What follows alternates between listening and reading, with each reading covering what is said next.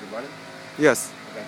So basically, for the shoulder, this is a positive circle. The idea is your elbow comes in here, this rotates, this keeps pointing out.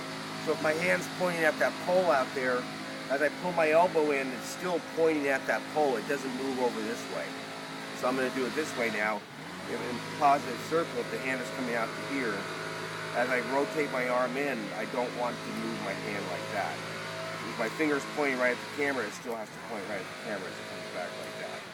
So from a side view, you basically, as this comes in and you rotate this over and move the elbow towards the belly button, then cup it with your hand and tug the elbow over like that. But don't let this part of your shoulder move. Don't do that. Then you're not stretching the front of the shoulder. The joint has a front and a back, so we have to stretch this whole area here. In order to stretch it, this has to be a fixed point that doesn't move. So whatever pressure we're putting on here, we're putting the same pressure on that dot.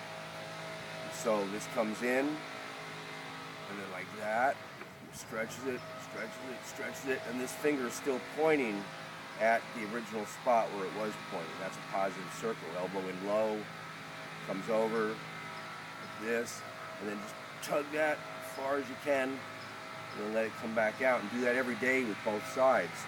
And then from this view, it looks like this. Normally a positive circle goes like this. I'm just doing a simple one. And back out, point at the same pole.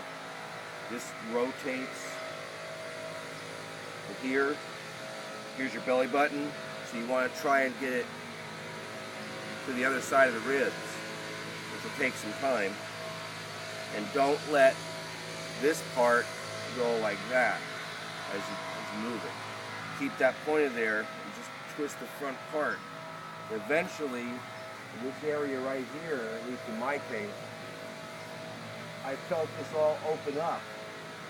It made it sound like cellophane being pulled apart.